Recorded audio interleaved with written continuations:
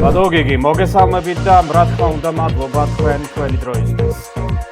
მოგესალმებით ჩვენს მსმენელს. მადლობა მოწვევით.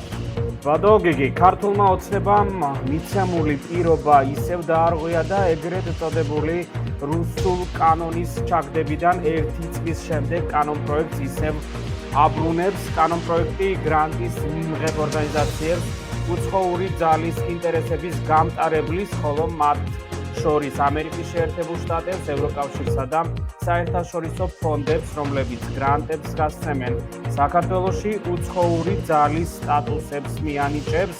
კანონ პროექტი ფრაქცია ქართულმა ოცნებამ 3 აპრილს დაარეგისტრირა და როგორც განმარტა, გასულ წელს ხალხის ძალის მიერ ინიცირებული პროექტისგან განსხვავებით, პროექტი იმით განსხვავდებაო, რომ ტერმინი უცხოური გავლენის აგენტის ჩანაცვლებულია უცხოური ძალის ინტერესების გამტარებლით. სანამ შინაარზე ვისაუბრებდეთ, ბატონო გიგი, თქვენ მოელოდით, რომ ამ საკითხს დაუბრუნდებოდა ქართული ოცნება და კიდევ ერთხელ მოგვიწევდა ამაზე საუბარი. სიმართლე გითხრათ, ამის განცდა მქონდა მე გასული წლიდან, ვინაიდან ჩვენ გვახსოვს, როგორც კი მათ უკან დაიხიეს, ამის შემდეგ დაიწყეს ლობირება, დაიწყეს სიარული რეგიონებში, დაიწყეს საუბარი ქართულ საზოგადოებასთან და არანებებდნენ მცდელობებს თავს, რომ რაღაცა ფორმით მოეხდინათ ამ კანონმდებლობის, ასე ვთქვათ, გამართლება საზოგადოების თვალში. ასე რომ მე ამის მოლოდინი სიმართლე გითხრათ რაღაც დონით მქონდა ნამდვილად, მაგრამ არ ველოდებოდი, რომ ეს მოხდებოდა ესევ ამ ფორმით, ანუ ფაქტიურად უცვლელად, მათ არაფერი არ შეუძლიათ, როგორც თქვენ სწორად მართლობოდ აღნიშნეთ, ხოლმე და მხოლოდ ოდნავ, ასე ვთქვათ, შეცვალეს სახელწოდება, მაგრამ ფაქტიურად ზუსტად იგივე კანონმდებლობას აკონებენ საქართველოს პარლამენტში და ამით ისინი ფაქტიურად წერტილს უსვავენ საქართველოს ევროპულ და ევროატლანტიკურ ინტეგრაციას. ამაზე ალბათ ჩვენ ვისაუბროთ, კითხვა გექნებათ ამასთან. კი ბატონო, რამდენიმე წუთის წინ გააკეთა პრემიერ-მინისტრმა ირაკლი კობახიძემ აღნიშნულთან დაკავშირებით განცხადება, მე ციტირებას მოვახდენ, დემოკრატიულ საზოგადოებრივ წესწყობილებაში გამჭვირვალობას ალტერნატივა არ აქვს, ვერავინ ასაბუთებს, რატომ შეიძლება იყოს გამჭვირვალობა ცუდი. შარშან მოახერხეს და საზოგადოების ნაწილი შეცდომაში შეიყვანეს, თავდაყირა დააყენეს ღირებულებები, თუმცა ამას დარწმუნებული ვარ, ვეღარ შეძლებენო, ამბობს პრემიერ-მინისტრი.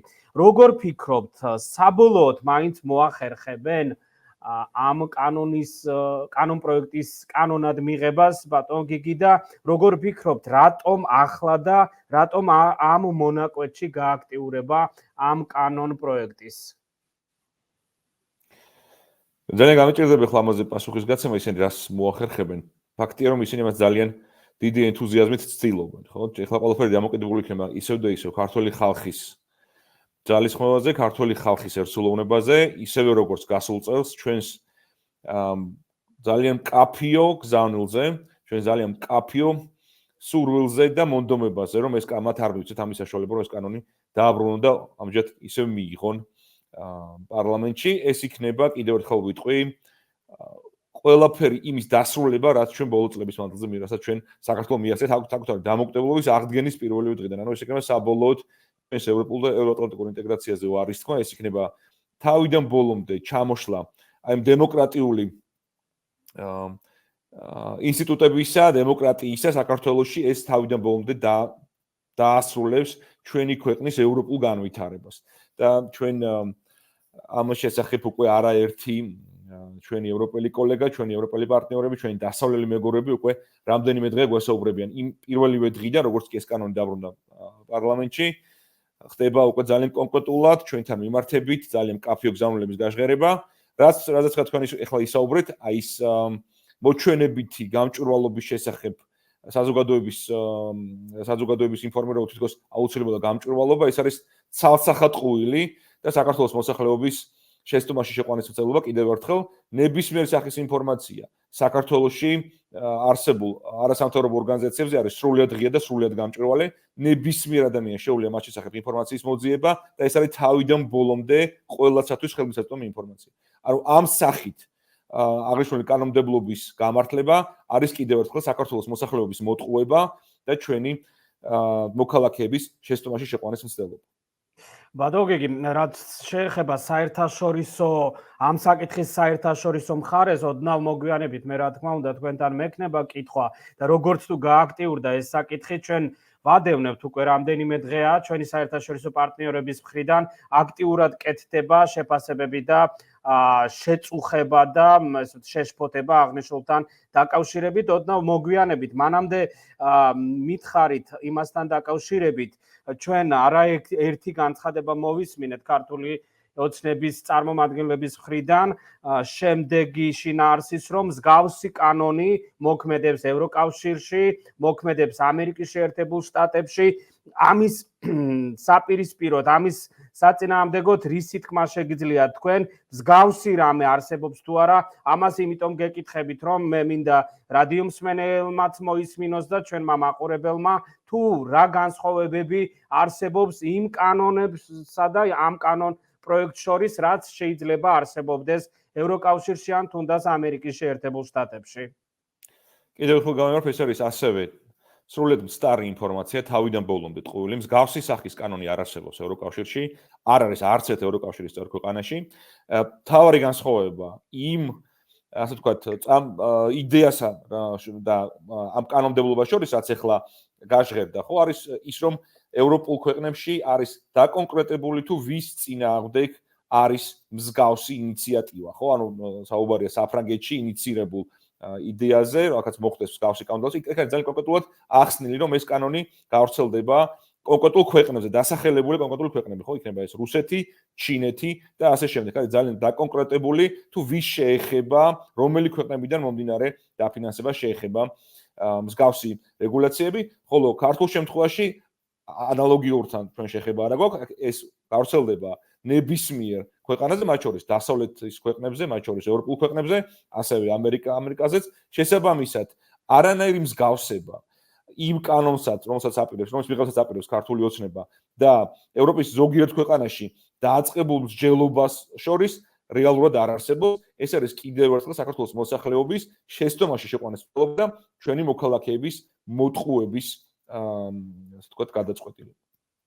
ბადოგიგი, შემდეგი კითხვა მინდა დაგისვათ, როგორც ეკონომიკური პოლიტიკის კვლევის ცენტრის უფროს მკვლევარს, თუ რა დიდი მნიშვნელობა აქვს საერთაშორისო დონორების მხრიდან მიღებულ ესე ვთქვათ, დაფინანსებებს ჩვენი ეკონომიკისთვის, ამაზეც მინდა გავაკეთოთ აქცენტი და ასევე მინდა ჩვენს მსმენელს და მაყურებელსაც ვუთხრათ, თუ რამდენად მნიშვნელოვანი გავლენა შეიძლება იქონიოს ჩვენს ეკონომიკურ მხარეზეც ჩვენი ქვეყნის. საქართველოსთვის უმნიშვნელოვანესია ჩვენი საერთაშორისო დონორებისა, ჩვენი საერთაშორისო პარტნიორების მიერ გაწეული დახმარება, რომელსაც ჩვენ ვიღებთ, როგორც თქვენ იცით, უკვე მრავალი წელია და საქართველოს აღნიშნული დახმარების მეშვეობით ახორციელებს უმნიშვნელოვანეს პროექტებს, უმნიშვნელოვანეს ნაბიჯებს დგავს ევროპასთან მიმართებით, ევროკავშირთან დაახლოების თვალსაზრისით, შესაბამისად ნებისმიერი კანონმდებლობა, ნებისმიერი განზრახვა საქართველოს ხელისუფლებისა, რომ რაღაცა ფორმით ხელი შეუშალოს ამ არსებულ რეალობას, ძალიან მნიშვნელოვნად შეაფერხებს საქართველოს ეკონომიკურ წინსვლას, ძალიან მნიშვნელოვნად შეაფერხებს საქართველოს ზოგად განვითარებას, ზოგად ევროპულ განვითარებას და ძალიან მნიშვნელოვნად დაგხვევს უკან ჩვენს ევროპულ და ევროატლანტიკური ინტეგრაციის გზაზე. ნებისმიერი არასამთავრობო ორგანიზაცია, რომელიც იღებს დაფინანსებას საზღვარგარეთიდან, უცხოეთიდან, კონკრეტულად კი დასავლეთიდან, არის სრულიად გამჭვირვალე. ეს აღნიშნული ინფორმაცია არის სრულიად ძალიან იოლად ხელმისაწვდომი ნებისმიერ საქართველოს მოქალაქისთვის, თქვენ შეგიძლიათ ეს რა დაამოწმოთ შესაბამის ვებგვერდზე, ან ჩვენ თავად ამ ორგანიზაციების ვებგვერდზეც, ანუ შეგიძლიათ ჩვეულებრივად პირდაპირ რეჟიმში ნახოთ თუ თითოეული მიღებული ასე ვთქვათ, თეთრი რაში იხარჯება ამ ორგანიზაციების მიერ და ასევე ნახოთ თუ რა პროექტები ფინანსდება ჩვენი ევროპელი პარტნიორების მხრიდან. ამიტომ მიმაჩნია, რომ მსგავსი სახის კანონმდებლობა არა მარტო დამაზიანებელია ქვეყნის ეკონომიკური წინსვლის, არამედ მნიშვნელოვანწილად არის დამაზიანებელი ჩვენი ევროპული მომავლისთვის. ეს ძალიან დიდ წინააღმდეგობას შეუქმნის ჩვენს ევროინტეგრაციას და თქვენ უკვე ალბათ იცით, რომ ძალიან მკაფიოდ ისმის ჩვენი ევროპელი პარტნიორების მხრიდან განცხადებები, რომ შესაძლებელია ის პროცესები, რომელიც დაიწყო ჩვენთან მიმართებაში, მოხდეს მათი შემოbrunება, ანუ მოხდეს უკუსვლა ამ უმნიშვნელოვანეს პროცესში ჩვენი ქვეყნისათვის. ამიტომ იცით, ნამდვილად ძალიან რთულია ეხლა საუბარი იმაზე, თუ რა გამართლება შეიძლება ქონდეს ამ კანონმდებლობის შემოტანა საქართველოში, ან რა არგუმენტაცია შეიძლება იყოს ამ ინიციატივის უკან ამ კონკრეტულ მომენტში. მაგრამ მე ვფიქრობ, რომ იმ შემთხვევაში თუ საქართველოს ხელისუფლება და ქართული ოცნება გადაწყვიტავს ამ კანონის ბოლომდე გატანას, ეს ძალიან დიდ კონკრეტულ ზიანს მიაყენებს საქართველოს თითოეული მოქალაქის კეთილდღეობას და ძალიან ნეგატიურად აისახება ჩვენი ქვეყნის ეკონომიკურ განვითარებაზე, ჩვენი ქვეყნის პოლიტიკურ მისწრაფებებზე, რომელიც გაწერილია კონსტიტუციაში.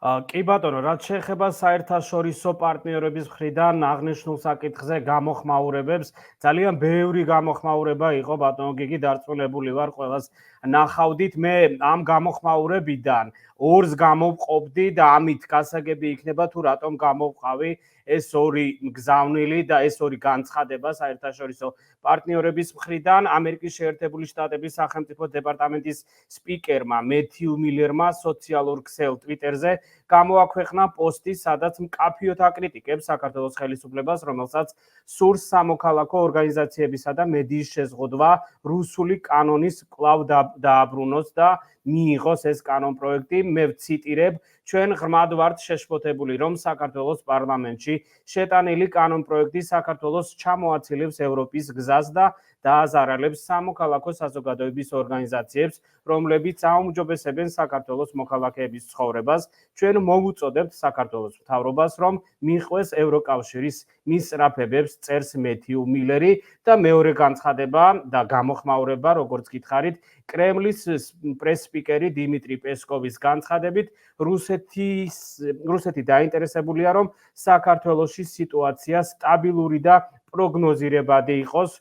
რუსული სამთავრობო მედია საშუალების TASS-ის ცნობით ამის შესახებ პესკოვმა განაცხადა საქართველოში ინიცირებული კანონპროექტის კომენტირებისას, ასევე ვციტირებ, უფრო და უფრო მკაცრ რეაქციებს ხედავთ ოპოზიციისგან ამ გეგმების წინააღმდეგ, მაგრამ ჩვენ უბრალოდ უკეთესად უნდა ავხსნათ აბსურდულობა, რომ ეს რუსულ პროექტს დაუკავშირონ. ფაქტია, რომ პირველი ქვეყანა, რომელმაც უცხოელ აგენტებთან ბრძოლის სისტემა შეიმუშავა, ამერიკის შეერთებული შტატები იყო. ახლა თითქმის ყველა ქვეყანა ებრძვის უცხო ქვეყნის აგენტებს, ვინც ფულს იღებს ან არის უცხო ქვეყნის გავლენის ქვეშ.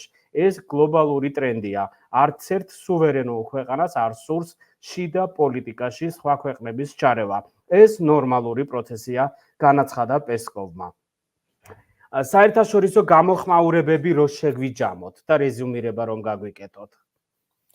დიახ, ძალიან კარგად აღწერეთ თქვენ, ერთის მხრივ არის ცივილიზებული სამყარო, ერთის მხრივ არის დასავლეთი, ერთის მხრივ არიან ჩვენი მეგობარი ქვეყნები, ჩვენი პარტნიორი ქვეყნები, ის ქვეყნები, რომლებიც მრავალი წლის მანძილზე გვიწევენ ჩვენ ეკონომიკურ დახმარებას და გვეხმარებიან დემოკრატიული ინსტიტუტების ჩამოყალიბებასა და გაძლიერებაში და მეორეს მხრივ არის ჩვენი მტერი, ჩვენი ტერიტორიების ოკუპანტი ქვეყნის პრეზიდენტის პრესწარმომადგენელი პესკოვი, რომელიც ამ ყველასგან განსხვავებით დადებით შეფასებას აძლევს საქართველოს ხელისუფლების გადაწყვეტილებას. მე ვფიქრობ, რომ ამაზე უფრო მეტად თვალსაჩინო რეალობა ძალიან რთულად მისაღწევი იქნება, ხო? ანუ ნებისმიერი ადამიანის, რომელიც ახლა ადამიანს თვალყურს მოვლენებს, რაც ხდება საქართველოში, ხო? ნებისმიერი სრულად არაინფორმირებული საქართველოს მოქალაქისთვის ძალიან ცხადი უნდა იყოს თუ რასთან გვაქვს საქმე, ხო? ერთის მხრივ ჩვენ ისმენთ ჩვენი მეგობრების, ჩვენი პარტნიორების, ჩვენი დასავლელი კოლეგების ძალიან ცალსახა კრიტიკას იმასთან მიმართებით თუ რისი გაკეთებაც იგეგმება საქართველოს ხელისუფლების მხრიდან და იმ ყურადღება მახვილდება იმ საფრთხეებზე, რომელიც თან შეიძლება ახლდეს ამ კანონის მიღებას და მეორეს მხრივ კი ჩვენ გვესმის ჩვენი ტერიტორიების ოკუპანტი ქვეყნის წარმომადგენლის ძალიან მაქებარი განცხადება, მხოლოდ ერთი ქვეყანა, ხო, რომელიც ამას დადებითად აღიქვავს, ეს არის რუსეთი. შესაბამისად, ვფიქრობ, რომ ძალიან მარტივია დასკვნის გამოტანა, ეხლა ჩვენ რასთან გვაქვს საქმე, ხო? ამ რუსული კანონმდებლობის შემოღებით საქართველოს ხელისუფლება ცდილობს სწორედ იმ რეალობის დაყენებას, რომელიც არის რუსეთში 2004 წლიდან, როდესაც რუსეთში მოხდა სრულიად იდენტური კანონმდებლობის შემოტანა და რის შემდეგაც რუსეთში მაქსიმალურად შეიზღუდა სამოქალაქო უფლებების, არასამთავრობო ორგანიზაციების მუშაობა, ასევე დამოუკიდებელი მედია საშუალებების ფუნქციონირება, ეს ყველაფერი თანმიმდევრულად ჩაბარდა წარსულს რუსეთში. ანუ იგივე რეალობის დაყენება სურს ახლა ქართულ ოცნებას საქართველოშიც, რაც მე ძალიან დიდი იმედი მაქვს, რომ მათ არ გამოუვათ. საქართველოს მოსახლეობა ამის უფლებას მათ არ მისცემს, იმიტომ რომ ეს არ არის რუსეთი, საქართველო არ არის რუსეთი. აქ იგივე მოცემულობა ვერაფრით ვერ იქნება, ჩვენ ვერაფრით ვერ დავაყენებთ ჩვენთან რუსეთის მსგავს რეალობას ჩვენს ქვეყანაში. საქართველოს მოსახლეობა ძალიან მკაფიოდ აქვს გაცხადებული თუ საით მივისწრაფით ჩვენ. ეს არის ევროპული ინტეგრაცია, ეს არის ევროატლანტიკური ინტეგრაცია, ხო? საქართველოში მოსახლეობის აბსოლუტური უმრავლესობა ძალიან ცალსახად ხანგრძლივი პერიოდის მანძილზე, ხო? ბოლო 30 წლის მანძილზე ძალიან ერთპიროვნულად, ძალიან ცალსახად ჩამოყალიბებულად ხარს უჭერს ჩვენი ქვეყნის ევროპულ და ევროატლანტიკურ ინტეგრაციას. ეხლა დღევანდელ დღეს, მაშინ როდესაც საქართველო გახდა ევროკავშირის კანდიდატი ქვეყანა, ხო, მიიღო ევროკავშირის ძალისხმევით, საქართველოს მოქალაქეების და საქართველოს მოსახლეობის ასე ვთქვათ, უდიდესი ძალისხმევითა და ევროკავშირის სურვილით საქართველო მიიღო კანდიდატის სტატუსი, ეხლა მსგავსი ნაბიჯის გადადგმა და აი ამ რუსული კანონმდებლობის დაბრუნება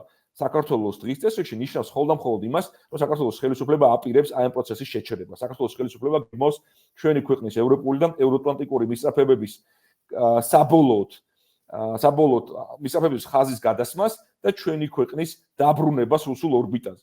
მე ვფიქრობ, რომ ეხლა არის უმნიშვნელოვანესი გზაჯვარედინი ჩვენი უახლესი ისტორიის მანძილზე. ეხლა ჩვენ ძალიან მკაფიოდ ცალსახად ერთმნიშვნელოვნად უნდა ვუთხრათ ვარი, აი ამ წამოწყებას ჩვენ ცალსახად უნდა გავაგებინოთ ქართულ ოცნებას, რომ საქართველო აღარასდროს აღარ დაბრუნდება რუსულ ორბიტაზე, საქართველო აღარასდროს აღარ გახდება აი ის ქვეყანა, რომელიც ის იყო საბჭოთა კავშირის დროს, ხო? საქართველო არის ევროკავშირის გზაზე, ევროკავშირის ევროპული ქვეყანა, ეს არის მომავალი ევროკავშირის წევრი და ასევე საქართველო არის აუცილებლად ცივილიზებული სამყაროს ერთგული ხარდამჭერი.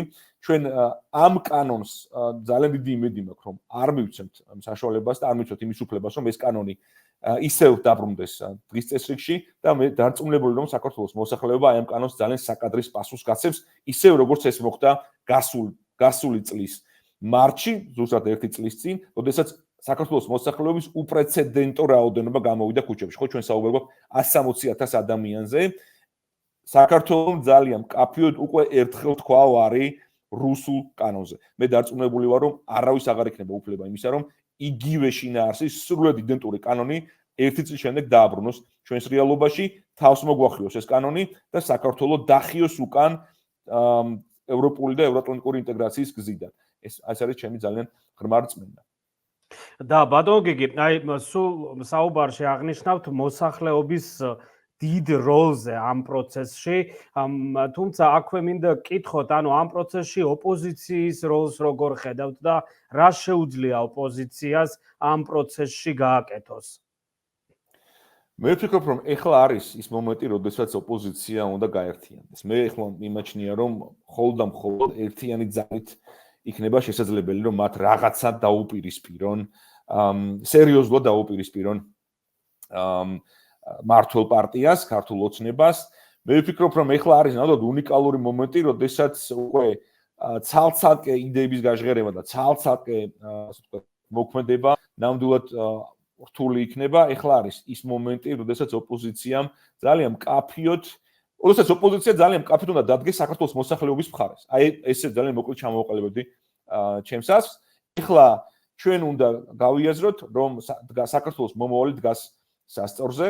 ეხლა არის ძალიან მნიშვნელოვანი ჩვენ კარგად გვესმოდეს, რომ იმ შემთხვევაში თუ მოხდება ამ კანონის მიღება, საქართველო რეალურად დაკარგავს საკუთარ ევროპულ მომავალს. ამიტომ ნებისმიერი მოქალაქე, იქნება ეს ოპოზიციური პარტიის წარმომადგენელი თუ სხვა, ძალიან კარგად უნდა იაზრებდეს, რომ ეხლა არის აუცილებელი ერთობა, ეხლა არის ძალიან მნიშვნელოვანი ერთიანად მოქმედება იმისათვის, რომ არ მიეცეს საშუალება ქართულ ოცნებას რუსული კანონმდებლობის ხორცშესხმისა, ხო? ეხლა არის ძალიან მნიშვნელოვანი ჩვენ გავერთიანდეთ, ყველანი ერთად დავდგეთ იმისათვის, რომ გადავარჩინოთ საქართველოს ევროპული მომავალი. გადავარჩინოთ ეს ქვეყანა ისევ რუსეთის გავლენის სფეროში დაბრუნებას.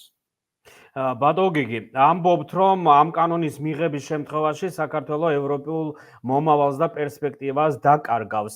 აქედან გამომდინარე კითხვა, კანდიდატის სტატუსის შეჩერების საფრთხეც რეალურია და ანუ პრაქტიკაში არსებობს მსგავსი რამ, რომ მინიჭებული ესე ვთქვათ სტატუსი შესაძლებელია გაუქმდეს ან რა ვიცი უკან წაიღოს და ჩამოართვან ქვეყანას.